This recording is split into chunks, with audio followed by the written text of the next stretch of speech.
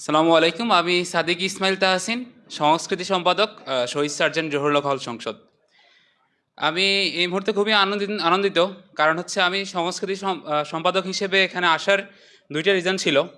একটা হচ্ছে আমার একাডেমিক ব্যাকগ্রাউন্ড, আর একটা হচ্ছে আমার কালচারাল ব্যাকগ্রাউন্ড, সাংস্কৃতিক ব্যাকগ্রাউন্ড। তো একাডেমিক ব্যাকগ্রাউন্ডের শিক্ষক হিসেবে এখানে উপস্থিত আছেন আমাদের মাওলানা মহিউদ্দিন হুজুর। উনি আমি বামনিয়া সিরিয়া ফাজিল মাদ্রাসার ছাত্র এবং উনি সেখানকার ভাইস প্রিন্সিপাল হিসেবে দায়িত্ব পালন করেছিলেন। এবং সাংস্কৃতিক ব্যাকগ্রাউন্ডের শিক্ষক হিসেবে নজরুল ইসলাম জুয়েল ভাই, উনি এখানে আছেন। I am grateful to them. আমার বাড়ি হচ্ছে বামনিতে, হাজি নাজিমে বাড়ি। আমার বাবার নাম হচ্ছে শাহাবুদ্দিন, তানি টেলিকমের মালিক বামনির। আর এই পর্যন্ত আমি যখন হচ্ছে ইলেকশন করছিলাম তখন আবার এখানে ছিল 8 জন। তো সেখানে একজন প্রার্থী বলেছিল যদি হচ্ছে আমি এই পদে আসি তাহলে এই পদে এসে সে কাওয়ালি বন্ধ করে দিবে, ইসলামিক অনুষ্ঠানগুলো বন্ধ করে দিবে। তো সেখান থেকে আমি আমার হলে এখন পর্যন্ত দুইটা কালচারাল কম্পিটিশান এবং হচ্ছে সাংস্কৃতিক অনুষ্ঠান আয়োজন করছি। এবং সেটা সিরাতুন নবী সাল্লাল্লাহু সাল্লাম উপলক্ষে রচনা প্রতিযোগিতা এবং হচ্ছে সিরাতুন নবী সাল্লাল্লাহু সাল্লাম উপলক্ষে অনলাইন কম্পিটিশন, সেটা পুরো বিশ্ববিদ্যালয় জুড়ে হয়েছে। এবং আবার জানুয়ারিতে হচ্ছে শহীদ সার্জেন্ট জহুরুল হলে একটা বিরাট কিরাত মাহফিল করার আমার পরিকল্পনা আছে।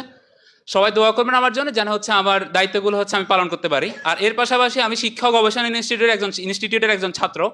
তো শিক্ষার গ্র্যাজুয়েট হিসেবে, একজন এডুকেশন গ্র্যাজুয়েট হিসেবে আমাদের যে সামনে এমপি প্রার্থী আছেন, আমি ওনার কাছে একজন শিক্ষার্থী হিসেবে আপনার কাছে দাবি থাকবে যে আমাদের কোম্পানিগঞ্জের অবস্থা, শিক্ষার অবস্থা কিন্তু খুবই খারাপ। এইচএসসি এসএসসি সব জায়গায় কিন্তু খুবই খারাপ। আমি আপনার কাছে সেই দাবিটা রাখবো, ইনশাল্লাহ যদি আপনি ইলেক্টেড হয়ে আসেন তাহলে যেন আমাদের শিক্ষার অবস্থাটা উন্নত করা হয়।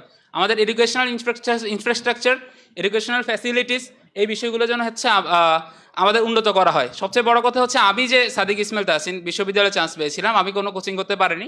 এবং হচ্ছে এরকম আমার মতো অনেক ছাত্র আছে যারা হচ্ছে করোনার কারণে কোচিং করতে পারেনি, কিন্তু অনলাইন যে ফ্যাসিলিটিসগুলো আছে সেগুলো কিন্তু তারা পায়নি।